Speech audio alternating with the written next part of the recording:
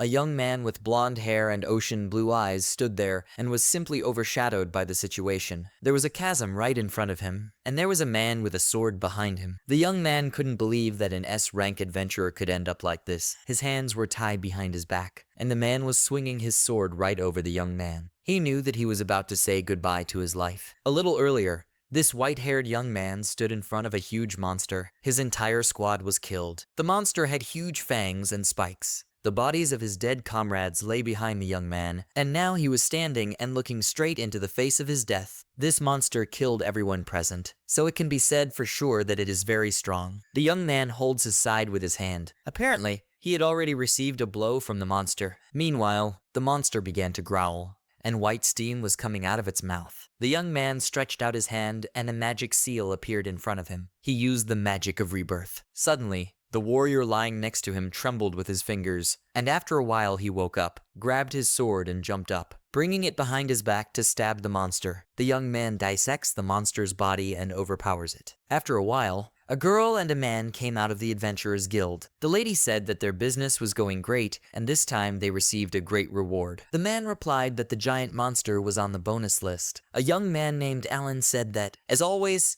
they would share the reward equally. The girl agreed and gave the bag with the reward to the young man. Then she reached out to give the bag to a man named Joes, and then approached the young man, calling him Licht, and gave him his part of the reward. The girl replied that as soon as Licht joined their group, they began to complete tasks much faster. Joes replied that, thanks to this resurrection skill, they can be reborn over and over again, but dying is still a very unpleasant feeling. The girl says that if Alan hadn't invited Licht to their group, then everything would have been different. The girl asked if the young man really invited Licht knowing his abilities. Alan gave a negative answer. He turns around and says he wanted to have more people on the team, and luck was on his side. Licht was on his own, so he asked him to join in. Licht says he was alone because, until now, he hadn't shown his abilities to anyone. The girl asks Licht why he did not show this ability. Because it is very amazing. Even the kingdom needs his skills. The young man replied that he did not want to demonstrate his abilities because he was afraid. The girl asks what he was afraid of. He replies that he was afraid that evil people might take advantage of him, or that he had the opportunity to get involved in something dangerous. However, the young man smiles and says that the guys from his group treated him well like no other, so he really believes that it's okay to show them his skills. The girl runs up and slaps Licht on the shoulder, asking if he really loves them so much. Jules laughed and said that he was really grateful to the young man. The girl says that she means that it is thanks to Licht that they are so invincible, and she is very grateful for this. She asks Alan if their dreams of S-rank adventurers are really not so unfathomable anymore. The young man agrees, puts his hand on Licht's shoulder, and says that he has high expectations about the young man. Licht smiles and agrees with Alan. So, they completed many tasks, and they all gained experience, and each of them discovered new abilities. Before they realized it, the entire group had become so strong that they had destroyed the enemies without using Licht's ability. Jones says, sitting at the table, that today's assignment was just amazing. The girl laughs and says that the enemies were super weak. Jones replies that this is understandable. After all, but they are S-rank adventurers. Alan gives the guys the following task. The guild wants them to explore the small temple. This is a very simple task, and the reward is quite good. The girl is surprised by the easy reward and is going to do her best, but Licht somehow looked questioningly at this piece of paper. After a while, the group arrived at the temple. The young man thought that he was somehow lifeless and very narrow. Suddenly, Alan turns around and says it's time to go back. Licht is surprised that they explored so quickly. The girl says that everything is fine and it's time to return. After leaving the temple, Licht stood aside and watched his comrades. They were acting strangely, so the young man did not understand what was going on, and he felt that something was clearly wrong here. Suddenly, he hears a voice apologizing, and then turns around and sees a lot of guards behind him. The young man does not understand what all this means. In front of him stands a man with a long beard, who looks like a priest. The man shows a piece of paper and says that Licht will understand everything as soon as he reads this document. The kingdom has issued an executive order, so the young man should not take everything to heart. The guards abruptly grab Licht. The young man resists, but is told to stop it. The young man asks what he did wrong, because he pays his taxes and works as an adventurer. The man replies that the problem lies in his ability. Licht is trying to figure out how the man found out about his ability. The man says his skills are too dangerous to leave alone. He is sure that there are many people saved by this skill, but it can be problematic if it is used for the sake of rebirth by a demon. Licht says that this is simply outrageous, and he had no idea of abusing this skill. He says that if a man asks his teammates, they will confirm his words. They decide to do so. Licht turns around and asks Alan to say something, but the young man walks past Licht. He apologizes to him and says that he cannot resist the orders of the kingdom. He wants the young man to put up with it for their sake. He doesn't understand what Alan is talking about, because if he leaves the team, it will be bad. Alan says they needed his skills at the time, so they let him join. However, now they have stopped making mistakes and dying during tasks. Licht is surprised. Alan says that in other words, the young man is now useless to them. While he was still receiving a share of the rewards, it was understandable that discontent was growing in the team. Licht goes into shock. Alan says that's the whole story. He tells the young man to just accept his fate and be executed. He says that if Licht is lucky, they will mark him as a hero on his grave. Licht starts calling Shizuka and Joes, but the girl giggles and says that she understands how Licht feels now. But when the young man shouted their names, he won't change anything. She asks the young man not to hold a grudge against them and says goodbye to him. Alan receives a reward from the priest,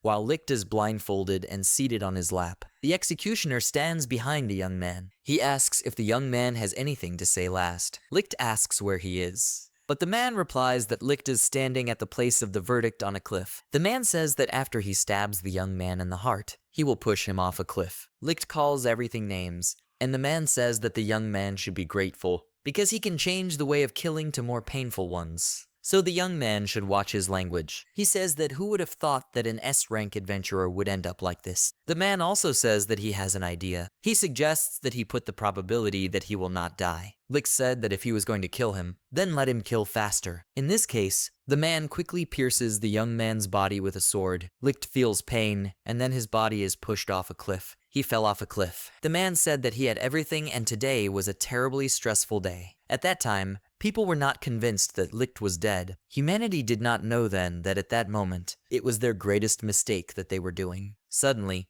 a seal formed over Licht's body. His cloudy eyes acquired a natural luster. Suddenly, he began to breathe, and then he woke up completely. Licht stood up and looked at his hand, and then asked himself why he wasn't dead now. The young man thought that the man had missed, but it was not so, because he felt that he had been pierced. He tries to feel the wound, but does not find it. He understands that this phenomenon is similar to when he uses rebirth. He wonders if he could pull it off, but Licht is the only one who can use rebirth magic. He realizes that his skills are activated even when he dies. He also guesses that his former team members didn't know about it. It is likely that one of them hinted to the kingdom about his abilities, although Licht trusted them completely. Licht gets up and says he'd better get out of here before it gets dark. He thinks he can't go back to the Rizego kingdom anymore, so he has to find a place to hide. Due to the special ability that Licht possesses, he was betrayed by his teammates and was executed by the kingdom. After that, ironically, he escaped death with the help of the resurrection skill. After a while, the young man went to the edge of the cliff and saw a huge sea. Despite the decree of the kingdom, it was revived. Fortunately, his former comrades don't know about it yet. However, he must find shelter. In this world, the ratio of humans to demons in the territory they occupy is about 3 to 7. One day, Licht heard that there was a suspicious cave closer to the border. He couldn't believe these data because they were from unreliable sources. He didn't know if this cave existed, but he was on his own now and had no other choice. However, it turned out to be a simple rumor. Licht fell to his knees in despair, and then took a stone and threw it straight into the sea. Suddenly, the stone hit something and an unusual sound was heard. The young man raised his head and wondered what kind of sound it was. He looked like the young man had hit metal. Suddenly, an unusual door in the stone appeared. The young man wondered why there was a door in such a place. He jumped into the water and started swimming straight for the door. He opened it and saw a staircase leading down. The young man was glad that this was undoubtedly the door, and he had found it. Licht walked along a stone and gloomy corridor. He wondered if he had reached the deepest part of the cave. He didn't meet a single monster,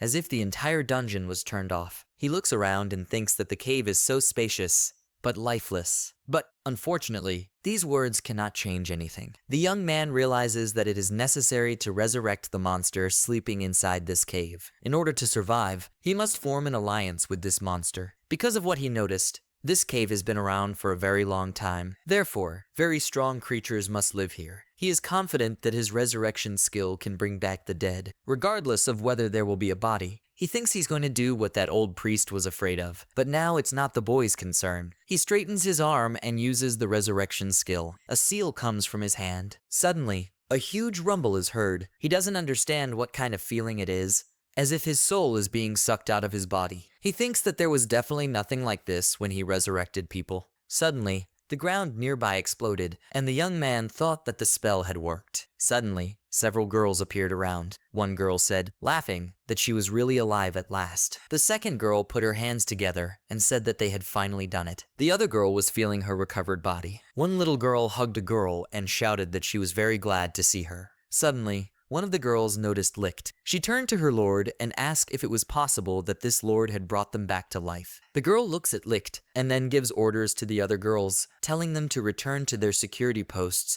and make sure that no one comes through here. Then she and Licht are left alone. The girl asks if it is true that she was resurrected by a young man. Licht gives a positive answer. The girl asks how he did it, because they had been dead for about 100 years. Even necromancers can't resurrect without a corpse remaining. The young man is surprised by the number of 100 years. Suddenly, he feels the ominous aura of the girl and says that he himself is not sure about the details, because this is unexpected for him. They look at each other. Suddenly, the girl started laughing and says that Licht is a very interesting guy. She says that means the young man can actually raise the dead. She asks if he wants to join them. The young man asks if it is really possible. The girl gives a positive answer, and also says that besides this, it seems that he is in big trouble. He says he doesn't know what his circumstances are there, but she wants to give the young man a helping hand because he resurrected them. Licht thanks her and tells her if she doesn't mind. Thus, he became part of the Demon Lord's army. Everything happened a little differently than he imagined, but he has nowhere else to go, so he will be grateful for this offer. Licht asks for the girl's name. She says that her name is Aria, and the young man can bow to her as to the most legendary demon lord. The young man introduces himself and says his name is Licht. Then he asks about the other 4 girls. Aria replies that these are her faithful servants. They are also very grateful to the young man for the resurrection. The young man thinks that he hasn't had a chance to talk to the other girls yet, but apparently they are Aria's subordinates. Since Aria trusts them completely, they must be powerful and capable servants. Meanwhile,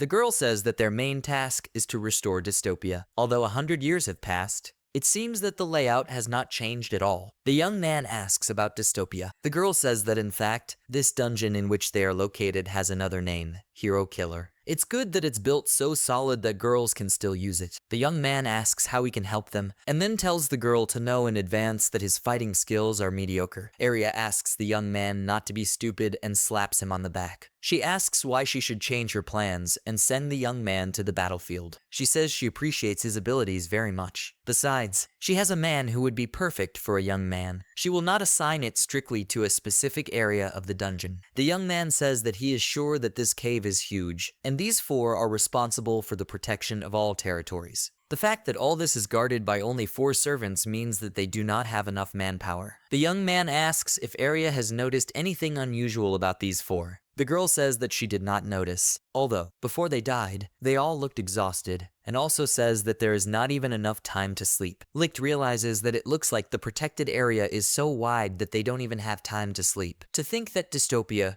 also known as the Hero Killer, was a kind of hard labor. Licht says he thinks they need to look at this situation from a different angle. The girl asks if he really thinks so. In that case, they order him to discuss it with the girls. She waves at him and says she's leaving this situation to Licht. After a while, Licht comes to the area closest to the deepest part of the dungeon. The young man apologizes for the intrusion. There was a girl named Ferris in the melancholy hall. She said that the young man was forgiven, and then went about her business. Licht says it seems the girl is busy. Ferris replies that there is nothing to be done about it. Besides, the sense of accomplishment you feel when everything is put in order is simply indescribable. The girl asks what brought the young man to her. Licht looks at the girl and wonders if she is human, since her territory is located in the deepest part. It means that she will be stunned by an impressive force. The young man says that he heard that they all gave their best to protect dystopia. For this reason, he wants to find a way to reduce the girl's workload. He says he has already received permission from Aria. The girl bows at Licht's feet and shouts that he is their savior, so she is ready to cooperate. Licht asks Fairs how many zones are under her responsibility. The girl replies that there are about 5 zones. Licht goes into shock. The young man thinks that under normal conditions,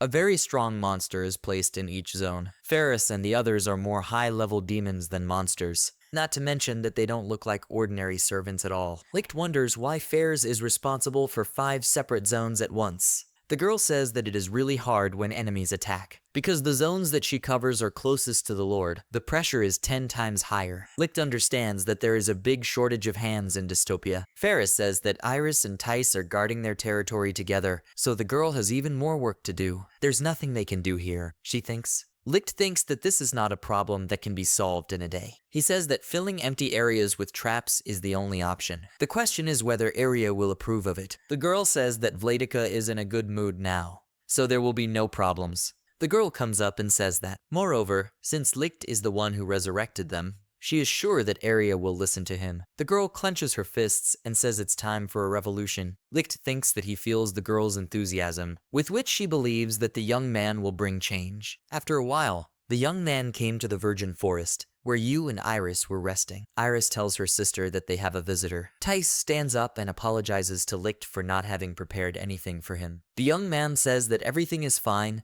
and they should not worry. Tice says Licht's name. The young man asks how she found out about this. The girl replies that she overheard their conversation with the demon lord. She didn't want to eavesdrop on them, but it turned out that way. Iris says she is betting that he has come to help them assess the current situation. Tice says she is terribly sorry that the young man has to do all this. Licht replies that he has come to find a way to reduce the burden of all of them. The girls are getting serious. Iris asks her sister what they should do. Tice says she thinks they should listen to the young man. Licht says that if he understood correctly, the girl is responsible for this area. They reply that this is exactly the case. He asks why they don't split the work, because in that case, the other one will be able to take over the next zone. Iris rushes to hug Tisa and says that she refuses. Tice laughs and says that's why it happens. She says that, in addition, their abilities are revealed better when they are together with Iris. Therefore, it is not necessary to divide them by zones. Tice turns to her sister and says if Licht can resurrect their servants as well. Tice explains that their servants are dolls created by the Lord. They usually gave them dirty jobs. So she asks if it won't be a big problem to revive them. The young man says that, unfortunately, he cannot resurrect someone without a soul. Tice apologizes for asking too much. Iris says it will be great if the Lord creates servants again. Tice says she thinks so too. However, the creation process takes a long time, so she doesn't think Aria will do it again. The young man gets up and says that he will think about it anyway. Tice asks the young man not to overwork and take care of his health. Iris says that she will hold her fists for the young man. After a while, he enters the zone to another servant girl. The girl says that this is a bat cave and asks if the young man has any problems. The girl's name was Rose. Licht realizes that she is a vampire and therefore needs to sleep while the sun is out. But she is definitely not sleeping. Licht feels like Rose doesn't have time to rest. Plus, she is very busy, since her area is located next to the entrance. Licht says he is now trying to solve the problem of labor shortages in dystopia. Despite what he had already seen, this problem was much more serious than he had thought. The girl says that this is unexpected and thanks the young man for his work. Rose says that the others are having a hard time, and in comparison with them, she feels that she is still having an easy time. Licht asks how many zones Rose has under control. The girl says that, in general, there are 7 zones. Licht thinks that Rose is undoubtedly dealing with the biggest workload. He says it's absurd, and they need to do something about it urgently. The girl says she's a vampire, so there's no need to worry about her.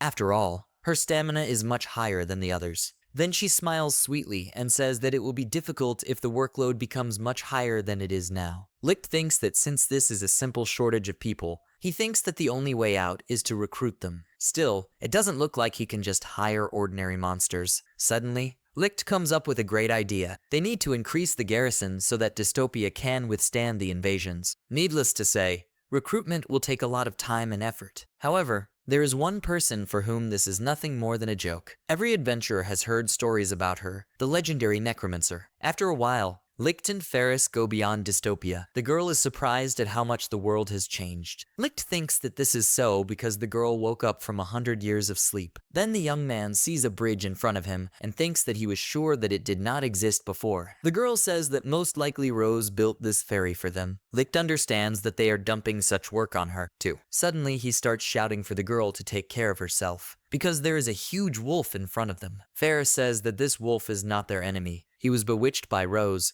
She probably brought him as a transport for them. Licht says he's not sure he understands what the girl is talking about. Ferris walks up to the wolf and starts stroking it. She then tells Licht to get on top of the wolf. Licht climbs on top of the wolf and rejoices that he has succeeded. Ferris then sits in the back and asks if Licht knows where they are going. The young man says it would be a big problem if he didn't know. This is the place where the legendary necromancer is buried, the grave of the hero. It is used for worship, and obviously there are guards there, but there are few of them. Ferris says that if the operation is successful, they will have more free time. The girl knew that the Lord would give them permission. Licht said he didn't think Aria would approve of it. He thought that he would have to persuade Aria to hand over one of her charges to him. But for some reason, the fact that the girl agreed so easily upsets him a little. Ferris asks that even if they revive this necromancer, will the Lord of Dystopia allow him to stay? Licht said that everything would be fine. To be honest, he doesn't know why, but it seems Aria trusts him. Licht also says that, most likely, they will have to fight with the caretakers of the Mog, so he asks Ferris to be ready. Suddenly, Ferris asks the young man to wait. She says that if she remembers correctly, Licht's ability is to raise the dead. The girl says if this means that he can resurrect her as many times as he wants.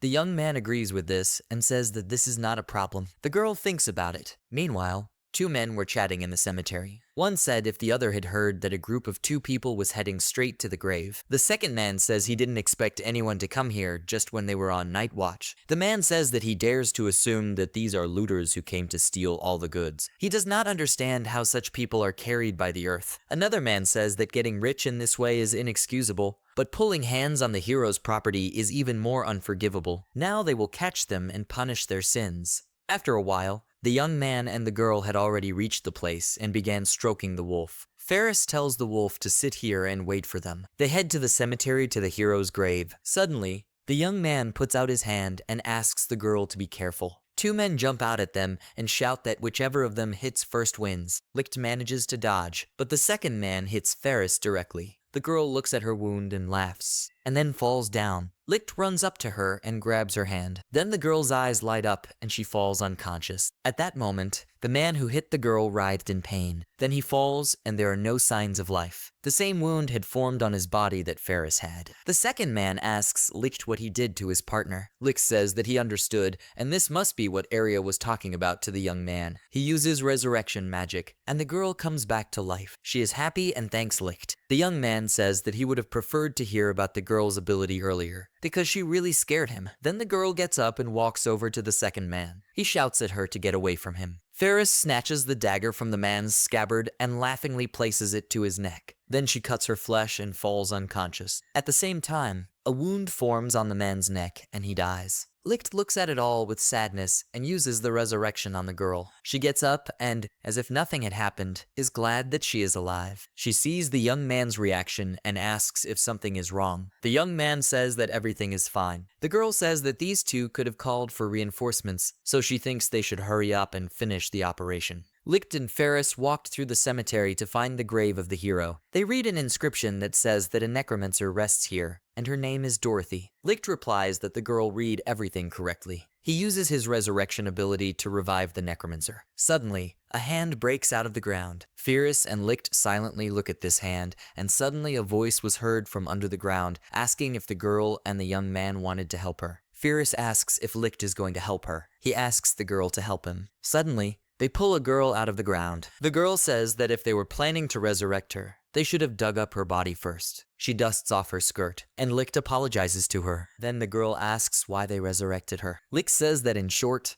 they want the necromancer to become their companion. The girl is surprised, and then looks at Ferris and says that this girl is not a person. Then in that case, she will agree. But before that, she wants to ask them one question. She turns to Licht and tells him that he is probably not a necromancer. So how could he resurrect her? It doesn't seem like there's a master-servant bond between them, since she hasn't become his puppet. Licht says that the girl is right, and he is not a necromancer. He has a skill called resurrection, and it allows him to bring everyone back to life. However, the resurrected do not obey his will. He also says that he can resurrect himself if he is not mistaken. The girl listens attentively to the young man. She says that she thought that his abilities were similar to Dorothy's, but she had never heard of such a skill, and those who are able to use them. Ferris says that Licht is amazing. The girl winks and says that all she has to do is become their companion. She will do her best to justify her resurrection. Licht says that he is incredibly happy about this. He then suggests that everyone leave before enemy reinforcements arrive. Then they arrive at Dystopia. Prodigy says that this dungeon is incredibly large. Even if she summons all her spirits to guard it, she will need a considerable number of them to cover the entire area. Licht says it means it's not that simple. The girl smiles that everything is wrong, and who told him that. The girl says that summoning spirits is still her strong point. The girl waves her staff and smiles, and then smiles and says that should have been enough. Licht asks if she has already finished. The girl says that the spirits will arrive in those areas that need protection within 3 minutes. She says that as a young man sees, a girl can take control of hundreds of spirits at a time. Licht thinks that the title of necromancer was given to her for a reason. Meanwhile, the girl asks if she can occupy one of the zones. Licht thinks that, naturally, the protection in the areas with spirits is weaker than in those guarded by Rose and the others, but this way they can focus on protecting and improving their territories. She says that even in such a large number of years, she never thought that she would work under the Demon Lord. Dorothy then turns to Licht and asks if he is human, and then asks why he is helping the Demon Lord. Licht says that there have been some troubles in the human world, and in any case, there is nowhere else for him to go now. Dorothy says she doesn't know what happened to the young man, but she thinks it's better to close the subject. The only thing she realized was that the young man has some problems in the human world. Then Dorothy thinks she'd better thank her, the Demon Lord, because after all, she's new here. Licht says Aria should be sleeping now, so Dorothy shouldn't worry about that yet. It is better to go first to greet those whom he considers much scarier than Aria. For example, Ferris. Dorothy says that Ferris is the girl who was with Licht. She would never have thought that such a little girl could be scary. Licht says that if Dorothy tries to attack her, she will slit her throat in response. The girl says it's scary. Dorothy says that since Ferris and the others are now her allies, she trusts them. However, if such a thing happened, wouldn't Licht save her? Licht tells the girl to be sure that if this happens, he will resurrect her. The girl says that if possible, she would like him to save her before the girl dies. At this time, a girl comes into the room where Alan was sitting and asks if the young man has found a replacement for Licht. He replies that he has not found it yet. Firstly, it is not so easy to find a healer of their level. The girl says that there should be at least a few. Besides, they just need him to heal their wounds. They don't need resurrection. The young man says that this is what he is trying to convey to everyone. Each of the candidates is too weak. No matter how good support they provide in the rear, they will certainly die on the front line. The girl says that the young man is really talking about protecting their healer. She asks what's the point,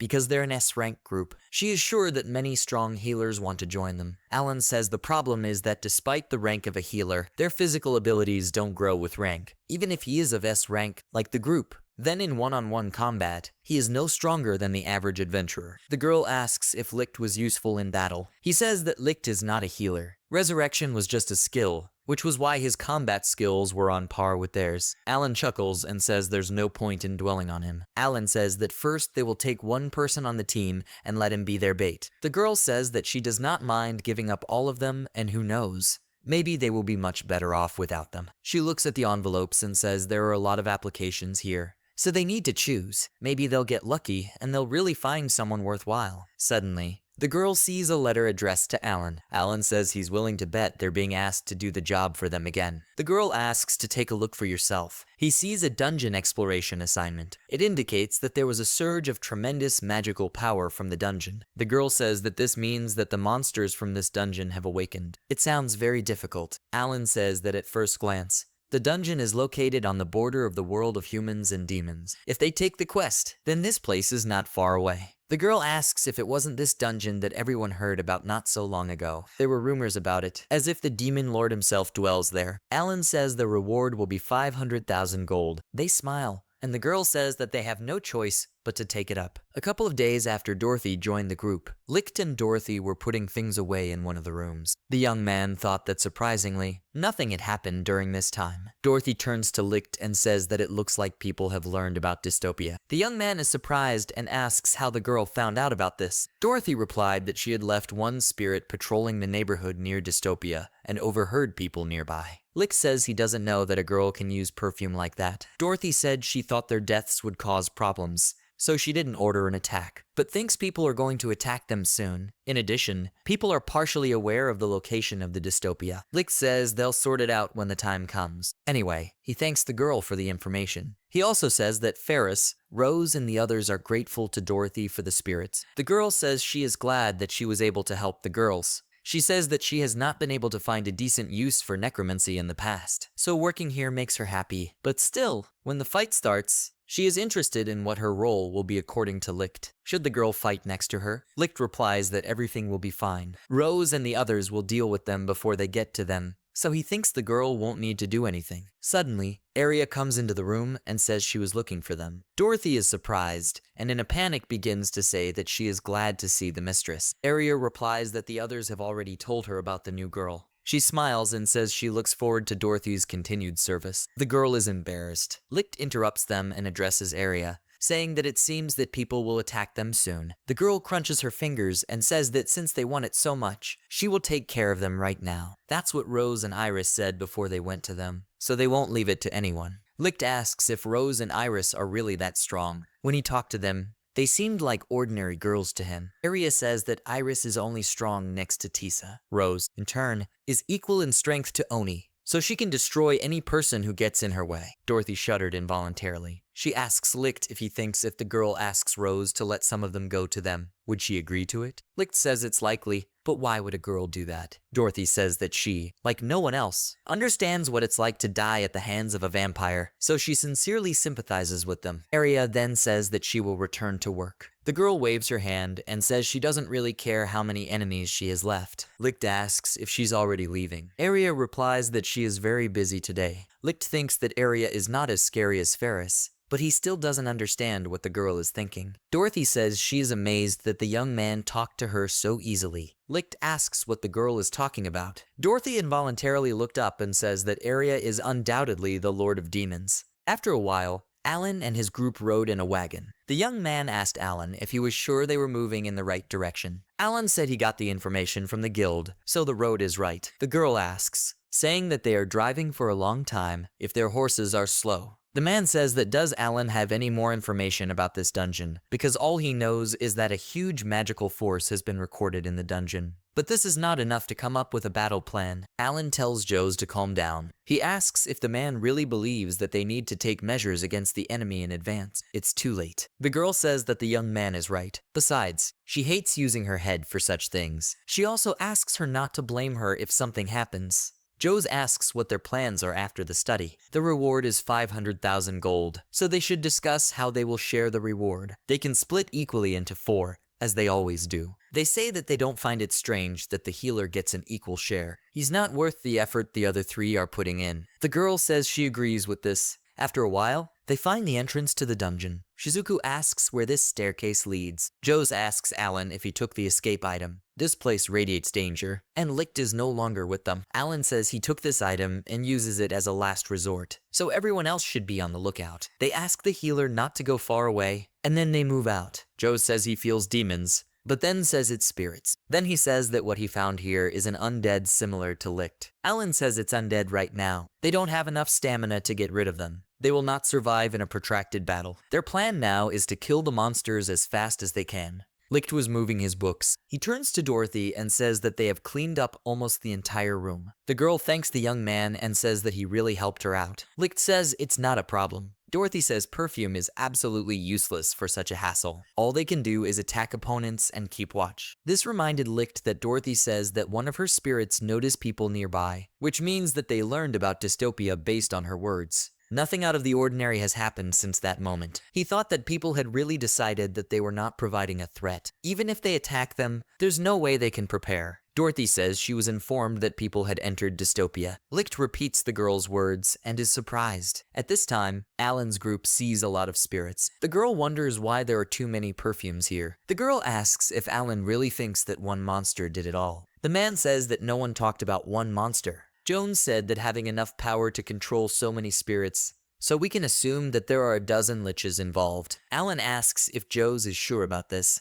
The young man says that if there were 10 of them, they would kill each other on the spot. He has no idea what happened here, but he doesn't care. He orders Shizuku and Joes not to act alone, but to stick together no matter what. Then Rose suddenly comes up to them from behind and greets them. She says she regrets that she was given the order to separate their group, which is why she brought them here. Alan asks who she is. He thinks that Joes and Shizuku have disappeared, which means that she only moved him here. The girl asks permission to introduce herself, and then says that her name is Rose. Alan thinks that if this is his opponent, then it seems that she is strong enough to give up the possibility of a surprise attack. He asks the girl about the dungeon. He says that Jones made a mistake in his guesses. Rose asks if she owns the dungeon. The girl says that one is his rival. Alan swings his sword and tells the girl that she didn't have to say those words. He strikes, but suddenly his sword is not in his hand. The girl raises the blade and says that it is very excellent. It saddens her to watch how carelessly people use it. Alan asked how the girl was able to snatch his sword so deftly. Rose says that the young man's swing was too slow,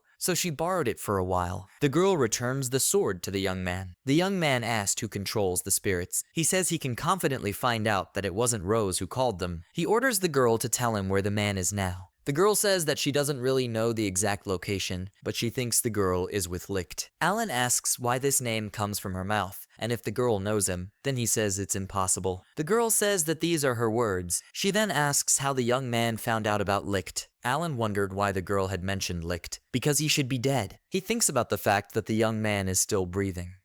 Alan realizes that it doesn't matter, and then tells the girl if she thought he would hesitate to hear his name. The girl laughs and says that she is beginning to understand how Licht felt. Then the girl says that the young man has already lost. Suddenly, bats appear on Alan's hand. The young man understands that he has to get rid of them somehow. Alan suddenly realizes that he can't move. The girl says that with such a physique, she does not think that she will be able to get a lot of blood from the young man. Suddenly she thinks that if she asks Licht to resurrect the young man, doesn't that mean that she will have an ideal and endless system? She smiles and says that this theory definitely needs to be tested. Suddenly, the young man is surrounded by a lot of bats. At this time, Shizuku is in some kind of forest. She didn't know where she was, because she had just entered the dungeon. The girl thinks that for a moment she noticed the bats, and then Alan and Joe's suddenly disappeared. Suddenly she hears voices. Two girls stood in front of her, Iris and Tice. Shizuku sees beautiful girls. Iris suggests that her sister get rid of the girl. Tice says that this is an order from the Lord, so they need to try their best. Shizuku pulls out her blade and tells the elves to run away now, and she will forget about them. Iris says that this man is carrying. She probably doesn't know her place. Tice says she's human, so there's nothing you can do about it. Iris uses her fairy control ability, and several little fairies appear next to her. They started attacking the girl, but Shizuku used her whirlwind blade ability and cuts through the little fairies. The girl continues to attack the fairies, but suddenly one fairy touches the girl's body and begins to penetrate inside. Suddenly, Shizuku realizes that she cannot move, and her sword falls out of her hands. Iris is happy and tells her sister that the task has been completed, so Tice should praise him. Suddenly, Tice uses the same fairy control ability as Iris, but her fairies are already adults. They penetrate Shizuku's body in the same way. The girl realizes that she has been paralyzed. She didn't expect the elves to attack at the same time. In any case, she had to do something. Iris asks what they will do with this man, but Tice replies that that is why they were not told anything about it. Tice says she thinks they can give this girl to Rosa. At this time, Joe's was among many spirits. Dorothy comes out to him and says that it really was a man, just as they thought. He says he feels like he's seen her somewhere before. Besides, it's the face of someone from the past, so this person can't be here. Joe says it doesn't matter. Getting to the point, he would like to ask a couple of questions about this dungeon, but he believes that the girl will not answer them. Dorothy apologizes and says that she cannot answer this question, but the man will not suffer like the other two. She asks him not to hate her for it. The man pulls out his blades and exhales. Suddenly, Licht comes into the room. The girl asks where he went. The young man says he talked to Ferris. Suddenly, the young man is called by Joes and asks what the young man is doing here. Joes asked the young man what he was doing here. Licht replied that he had the same question for the man and asked why he was here, because he had been executed earlier. Licht replies that he is, but he was able to come back to life. He says that since Joes is here, so is Alan. He asks where he is because he wants to talk to him. The man says he would also like to know where he is, because wasn't their separation part of Licht's plan? Licht puts his hand on his chest and exhales, then asks if Jones knows about the decree on his execution. The man says he knew about it. Licht asks what his opinion was on this. Jones replies, their group wouldn't be so strong anymore. Licht replies that this is in his spirit. Jones says it's Licht's turn to answer his questions. She asked how Licht ended up alive and what he had forgotten in such a place. Licht said he had already replied that he had come back to life thanks to his skill. The demon lord and her retinue were also resurrected by him. Jones asked the young man if he was really talking about the demon lord. He calls Licht stupid and asks if he has any idea what he has done. The young man committed a grave sin that will forever go down in the history of mankind. The young man replies that he doesn't care. Joe says that as soon as the king finds out about this, he will attack them with all his might and crush them, no matter what it costs him. Licht is seriously telling them to attack. Joe says he understood, and then pulls out his blades.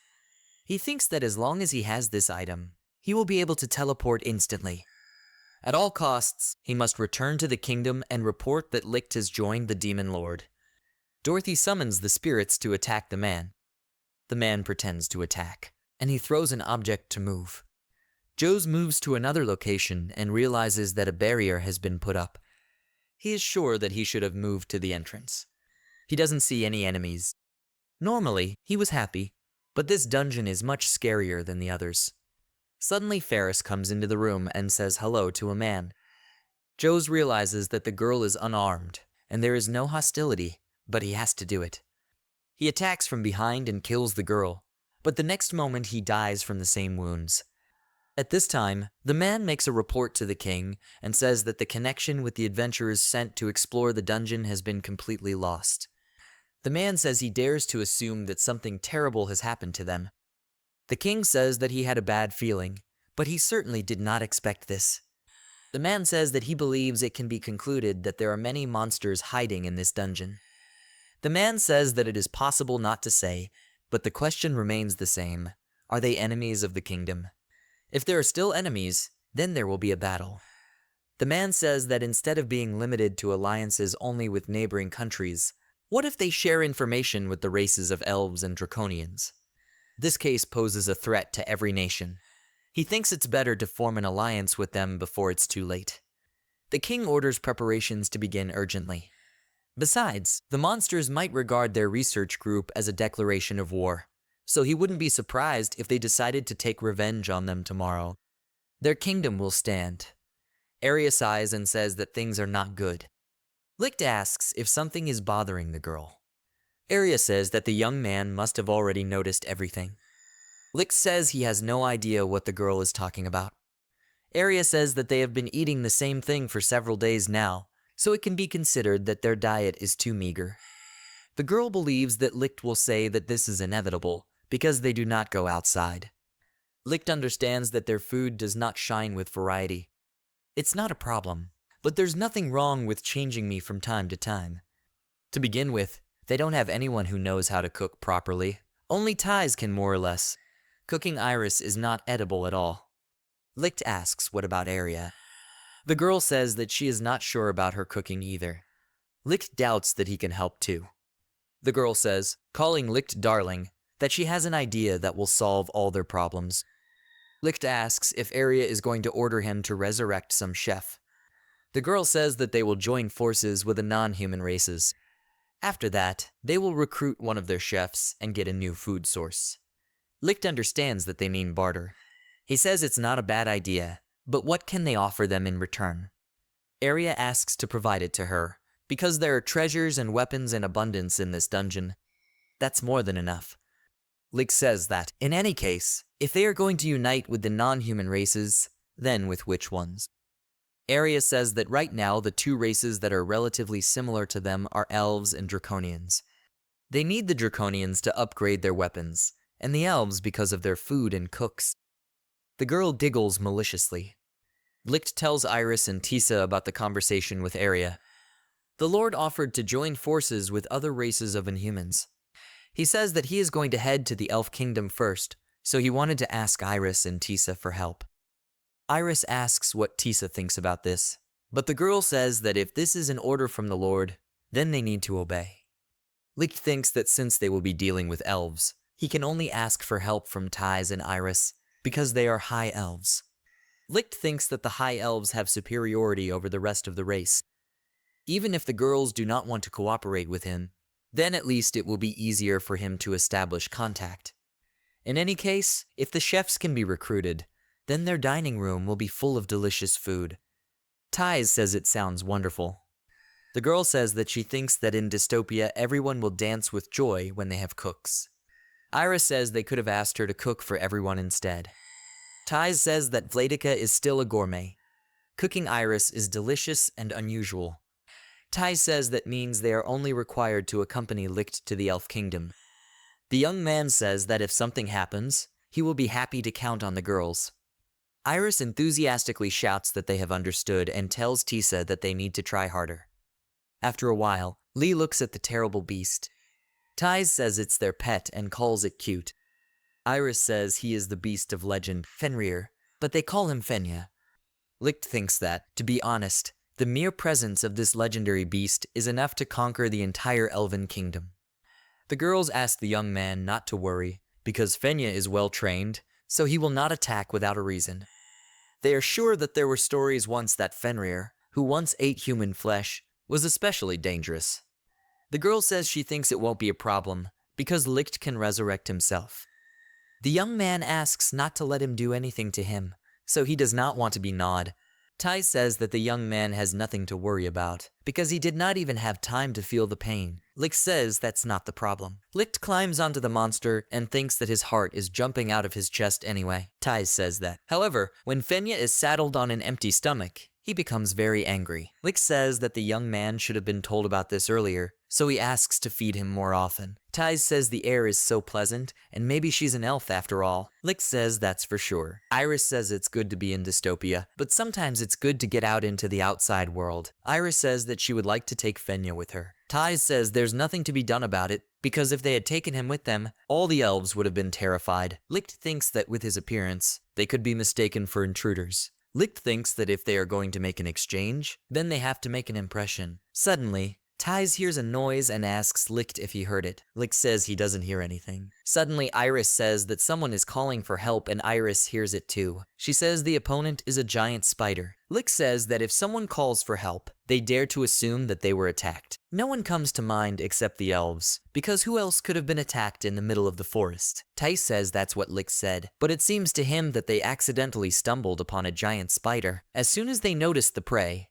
escape becomes impossible. Iris says it will be too late if they don't hurry up. Ties says that we need to go here, and then runs in the right direction. Licht notices that the girl is very fast. Licht screams and asks if the three of them can really handle it. The girl smiles and says that they can handle it. Whether it's a giant spider or a furious beast, in a mobilized state, they can't resist. After a while, they arrive at the place. Ties says it looks like they're too late. Iris says they didn't have time at all. The spider gets very close to the elf's body. Ties and Iris get scared, and then use the fairy's control ability together and attack the spider. The spider is immobilized. Ties asks Licht to resurrect the elf girl. He replies that he is already busy with it. The girl is resurrected and asks if she didn't die, and then she says that the spider died. Ties hugs her and tells her to calm down, because they defeated him, but he won't hurt her anymore. The girl asks if Ties really brought her back to life. The girl says that maybe they killed the spider, but Licht resurrected her. The girl throws herself at the feet of the young man and thanks him. Iris suggests to her sister that the girl be their guide. The girl asks where they want her to take them. Licht says they need to get to the Elf Kingdom. They are not sure about a lot of things, so they would be glad if the girl would help them find out everything. The girl says to be provided with all this. She wants to be useful to her rescuers. The young man thanks the girl, and she, in turn, says that her name is Lyrica. The young man says that his name is Licht, and there are two high elves next to him. The girl screams in horror. She says it's no wonder they're so beautiful, because this is the first time she's met the high elves. After a while, they arrive in the Elven Kingdom. Iris says it's very beautiful here. The forest and the sun are all around. Ties says she really likes it here. She would also like to come here again and again. Now she doesn't even want to move. Suddenly, the lyrics run with a vengeance. The young man comes to Harmony and asks what the girl wanted. She says she told the princess about the boy with the girls. She said she wanted to meet and talk to them. Licht is surprised, because he did not think that everything would be so easy. The lyrics say that the princess is waiting for them in that tree. The lyrics say that the young man and the girls should not worry, because she will take them home. Iris turns to Tisa and says that she also wants such huge houses in dystopia. The girl replies that she is too, and then says that they will ask Rose to ask for them. Lick says that girls should give up on this idea, because it will put even more responsibilities on Rose, and she may mentally die. Ty says it's worth putting the jokes aside. Iris must remember that you cannot express yourself in an ugly way in front of the princess. The girl says she understood. Licht asks which will be stronger than Tice or the princess, to which Iris replies that Tice and no one else will be stronger. Licht then asks whom Tice respects more, to which the girl replies that the princess. Licht says that she and the elves will have a deal, so she should try to describe it. Iris says that they would be immensely happy to use their jewelry and weapons to help talented people from your country and take advantage of their help. Tice praises Iris's speech and says that she is happy for the girl. She tells Lyrica that they are ready, so she apologizes to her for making her wait. Iris turns to Tisa and says that if the princess hates them. Tice replies that the demon lord will be upset. Licht says that this will entail huge waters. Licht thinks that, given all the risks and failures of this idea, he still hopes for a successful outcome. They enter the reception hall to the princess. The girl bows to them and says that her name is Alucy. Licht says he's glad to meet you. Alucy says she is already aware of recent events. They saved their dear lyrics from the clutches of a huge spider. She also apologizes for thanking them as much as possible for this act. Licht asks her not to worry, because everything is fine. The girl says she really doesn't know how to thank them. This huge spider has been tormenting them for a long time. They tried to defeat him by all means, but they did not even suspect that someone else would defeat him. She turns to Mr. Licht and cordially thanks him for his help, and then says that she was informed that the young man had a serious conversation with her. Licht replies that this is exactly the case. Iris says that they would like to provide the elves with their weapons and treasures in order to help the talented people of this country and take advantage of their help. Licht, in a panic, does not understand what is happening, and Tice covered her mouth. Alucy smiled and said that she was glad, because they had a problem with that. Licht laughs, but the girl says she's joking. The young man realizes that he has also been joked about. Alucy says that, frankly, there are many children in their country who would like to see what is happening outside the forest, so she will gladly consider the possibility of their temporary employment with them. Licht is surprised, but then Tice intervenes and says that she thinks it's not good to continue the conversation in one direction only. Licht says the girl is right. Alucy says that if they don't mind, then couldn't they destroy their enemies, just like they did with this spider, because they don't like fighting themselves. Iris turns to Tisa and says that since this is the case, they can easily handle it. The girl replies that her sister is right. Tice then asks Licht if he is against it, but the young man replies that he supports the idea. In his mind, he thinks that, of course. In dystopia, the demon lord does nothing but scratch his fists in anticipation of battle. Alucy says that in this case, they can get down to business. They have a lot of kids, so they can't worry. The girl asks Licht to tell the demon lord that the elf queen is counting on her help. The girl bows after them, and then Lyrica accompanies them to the exit from the forest. After a while, Licht said that the princess was very good and Aria should learn from her. Iris said that it was wrong to express herself like that, because their mistress has her own good features. Tice notices that Alucy said that she was counting on the help of the demon lord, but did they even tell her about their mistress? The young man assumes that contact has somehow been established with the elves, so the dragonmen are next in line. After a while, Licht flew with Rose. The girl said that it was very fresh outside, that the mood was already rising. Licht flies with the girl and says she should rest more often. It seems to Licht that she did not go out to get some fresh air, but she just feels uncomfortable when she is not busy with work. In general, according to the plan, Licht was supposed to go alone to the settlement of the dragonmen, but Rose suddenly broke out with him. Most recently, she just completed all the work in dystopia. Licht asks Rose if she would never have thought that the day would come when he would fly in the sky. The girl says that flying is a lot of fun. Licht asks Rose if everything will be alright if the rays of the sun fall on her, because the girl is a vampire. Rose says that everything is fine. Gone are the days when the rays of the sun were her weak side. The girl smiles maliciously. Then the girl asks what they will do, how they will end up in the settlement of the dragonmen, and suddenly they will attack. Licht says that if they attack, then they cannot fight in any case. Rose asks why not. Licht replies that they need to make friends with them so that they can start remaking their guns. That's exactly what Aria said. The recently revived dystopia does not have all the possibilities for the production of new weapons and armor, but if you try to strengthen friendship with dragon people, then even if they refuse to work for them in dystopia, then orders in the settlement should definitely be accepted. And to interest them a little, Aria provided her weapons from the warehouse. Rose tells Licht that they are already close, so she asks him to hold on to him. The girl lets Licht down, and then his wings turn into a bat, and then the mouse turns into an amulet. Meanwhile, the Draconians were splashing in the river. Suddenly, the girl felt something. The young man asked what his sister felt. The young man turned to his sister named Lalka and asked what it was. The girl replied that she had a bad feeling and asked the young man if he felt anything. Then she apologizes and says that she thinks she needs to finish as soon as possible and return home. The young man says that it's true. He thinks they should come back early. The girl replies that it's not easy for mom right now. They took the fish nets and went into the forest. The girl says that she hopes that her mother will be able to recover. The young man says it's not like her to show her weakness. The girl says that the young man is right, but she has been eating very poorly lately. She thinks they should call someone who knows how to use healing magic. The young man says he thinks it won't change anything. There must be magic that heals wounds, but he had never heard of magic that heals diseases. The girl says that the young man is right, but first she suggests that they return home, because maybe their mother will feel better today. At that time, Licht was walking with Rose. They were looking for a dragon and settlement, but this place doesn't look like a country at all. Apparently, they are quite far behind humans.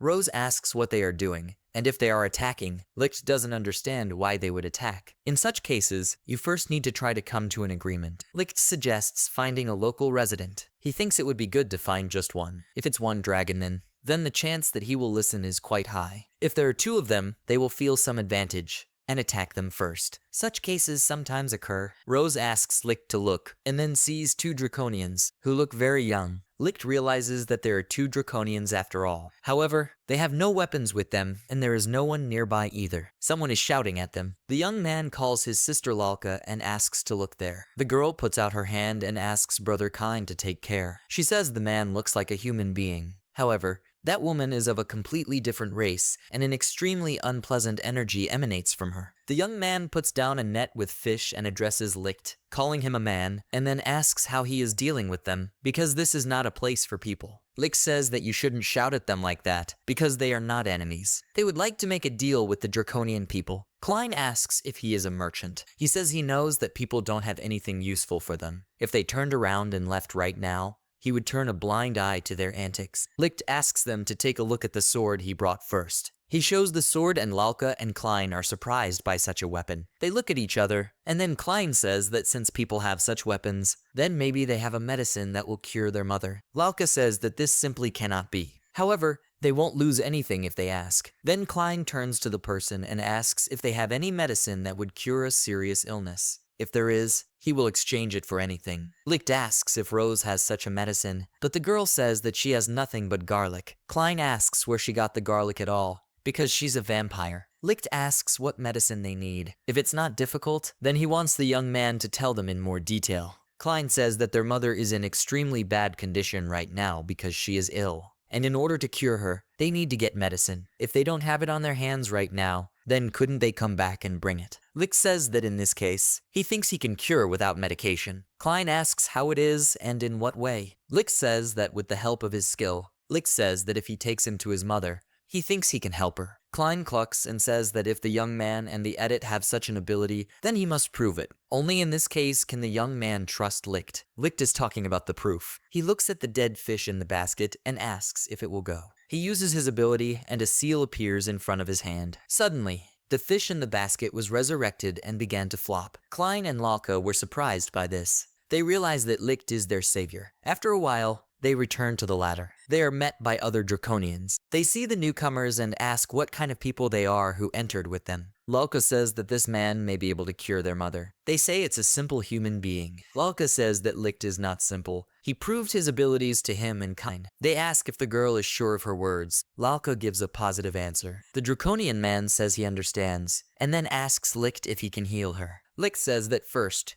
they should let them examine her condition. They approach the bed and examine the woman lying there. Rosa whispers how Licht will cure her. She asks if she can be resurrected. If she can be healed, Licht responds positively. Licht whispers that she can be healed after resurrection, but in order to resurrect her, she must first die. He says that all the Draconians are looking at them from all sides, so he doesn't think she will succeed. Licht thinks that if he does something suspicious, they will attack him without delay. If they use resurrection as a healing, then maybe he can gain their trust. Rose whispers to Licht to leave the case to her. The girl approaches the woman's neck, and then bars her fangs and bites into her body. Suddenly, the Draconian calls Licht and asks what this girl is doing to herself. The young man says she's just checking her pulse. Based on this, he will decide which healing magic is best to use. They should definitely check her pulse. The Draconian apologizes for interrupting. Rose says she's done. The young man approaches the girl and uses his ability to resurrect the dead. The woman opens her eyes and abruptly gets out of bed. Klein and Lalka are surprised that their mother has finally healed. The woman turns to her children and tells them that the pain in his body has completely disappeared. The woman asks what could have happened. Klein and Lalka rush to their mother.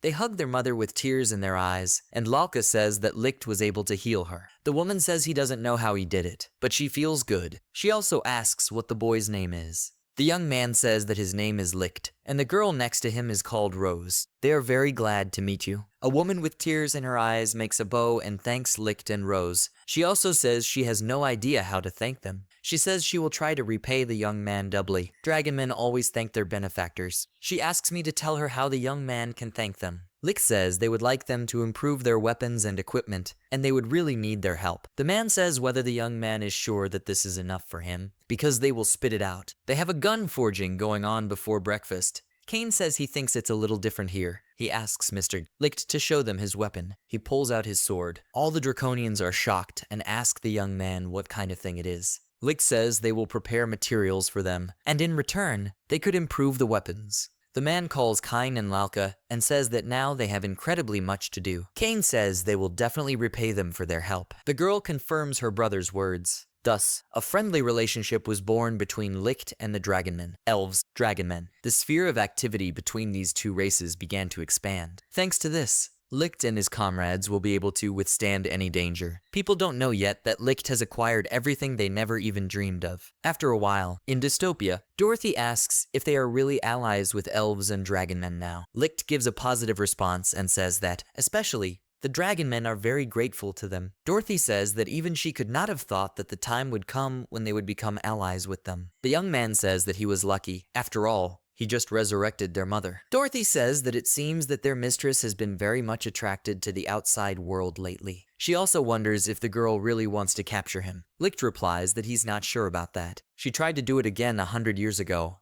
but it died. She must have learned that lesson. Dorothy talks about 100 years and remembers what it was like. Dorothy says they seem to have a ban on such questions. Licht says that last time he tried to ask her, but Aria got angry and locked herself in the room. He wants to find out what really happened then. Licht says that maybe the whole point is that they cannot increase their military power, and consequently they cannot conquer anything. Dorothy thinks about it and replies that if you think about it, they can't beat people yet. If they attack us with all their strength, they will simply overwhelm us with their numbers. Although, to be honest, she has no idea what people are doing there right now. Licht says there was a rumor that the King of Men had one trump card up his sleeve. The girl asks if Licht is talking about some kind of weapon or a ferocious monster. Licht replies that he does not know, so he is afraid. He says he needs to warn Aria. Perhaps she can come up with a response plan. Dorothy says that it would be great if she spied on them, although she is not allowed to appear in the kingdom. Suddenly, Rose runs to them and calls Licht and Dorothy. The girl says they're having a meeting with the Demon Lord right now. So don't they need to hurry up? Licht asks what has really already started. She says it's very important this time because the lady has quarreled with the Eastern Demon Lord. After a while, everyone gathered in the throne room. Licht asks Aria what happened. Iris asks Tisa why the Demon Lord is silent, but the girl tells Iris to be quiet. Fierce tells the Demon Lord what she's going through. Aria sighs sharply, and everyone is silent for a moment. Aria says she has always believed that demons should help each other in the fight against their worst enemy, humans. So, she went and asked the Eastern Demon Lord for help. She twitched and said that this freak could just ignore her request. But no, he thought she was insulting him.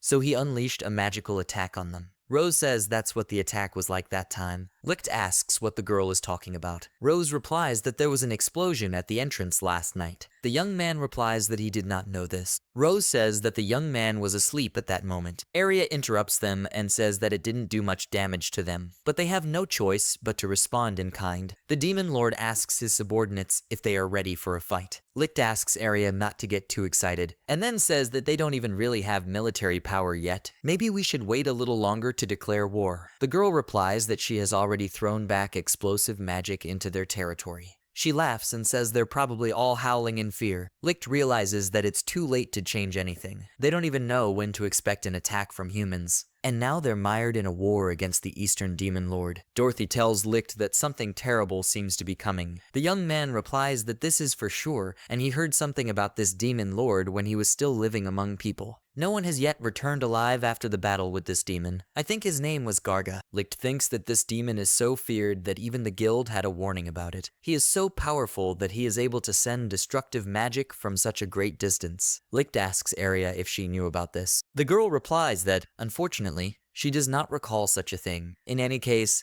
power is passed from father to son, so she doesn't know what happened there. The girl says that she will not leave an heir. However, she still remembers where their castle is located. Licht understands that they have already decided on the place of attack. Iris asks Tisa if they will really fight. She says she doesn't want to lose. Thais hugs her sister and tells the girl not to worry. They won't lose as long as Mr. Licht is with them. Aria abruptly gets up from her seat and says that everything is exactly like that. Licht is the most important figure on their battlefield, so he will work for the girl properly. She asks if the young man needs any details. He will tenderly just resurrect the girls if they suddenly die. In particular, he should take care of Ferris. The young man says that he understood and will try. Ferris says that he hopes for the young man because it seems that they are on the same team, which means that they are invincible partners. The young man smiles and says that they will do their best. After a while, Licht says that, according to rumors, war is a voluntary matter. Dorothy asks what their plan is, because they don't have much time. Licht thinks that they don't know at what point the Eastern Demon Lord will attack again,